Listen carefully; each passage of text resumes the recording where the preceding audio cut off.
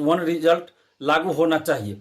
जो गलतियां BPSC TRE 1 और टीआरई 2 के समय की गई, उन गलतियों को बीपीएससी फिर से ना दोहराएं। बीपीएससी से हम ये मांग कर रहे हैं, आग्रह कर रहे हैं कि आप टीआरई 3 में वन कैंडिडेट वन रिजल्ट को लागू कीजिए, ताकि लाखों शिक्षक अभ्यर्थियों को न्याय मिल सके और सीटें खाली न रहे। टीआरई 1 और टीआरई 2 के समय जो प्रक्रिया अपनाई गई, उसके कारण हजारों सीटें खाली रह गई। योग्यता रहते हुए, विज्ञापन की शर्तों के अनुसार योग्यता रहते हुए भी अभ्यर्थियों को नौकरी नहीं मिली, हजारों सीटें खाली रह गई। बीपीएससी टीआरई 1 टीआरई 2 के समय क्या गलती हुई थी कि जो भी अभ्यर्थी परीक्षा में शामिल हुए और उनको जो मार्क्स आया बीपीएससी की परीक्षा में, उस मार्क्स के आधार पे औपबंधिक रिजल्ट बीपीएससी ने जारी किया। कहा गया कि यह औपबंधिक रिजल्ट है।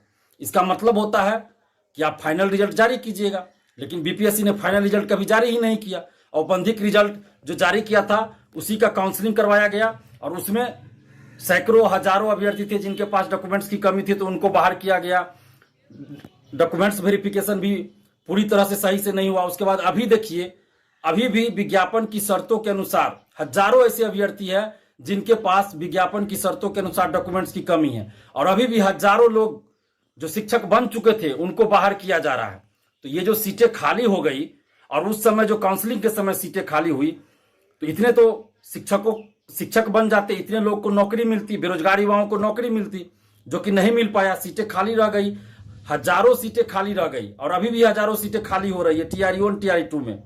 और दूसरी तरफ हजारों ऐसे शिक्षक अभ्यर्थी थे जो योग्यता रखते हुए उनको नौकरी नहीं मिली। हजारों ऐसे शिक्षक अभ्यर्थी थे जिनकी उम्र समाप्त हो गई, जबकि उसी बहाली में उनको नौकरी मिलना चाहिए था, जो कि नहीं मिला। तो ये लाखों शिक्षक अभ्यर्थियों के साथ अन्याय हुआ। तो ये अन्याय टीआरई 3 में ना हो, इसलिए हम बीपीएससी से ये आग्रह कर रहे हैं कि आप पहले 11-12 का काउंसलिंग करवाइए, उसके बाद 11-12 का रिजल्ट जारी कीजिए, फिर उसके बाद आप 9-10 का काउंसलिंग करवाइए, फिर काउंसलिंग के बाद 9-10 का रिजल्ट जारी कीजिए। इसी तरह आप नीचे के क्लास का कीजिए, यानी कि आप पहले 11-12 का कर लीजिए काउंसलिंग और उसका रिजल्ट जारी कर दीजिए। उसमें जिसका सिलेक्शन हो जाए वैसे अभ्यर्थियों का आप नीचे के क्लास में सिलेक्शन ना करें, ताकि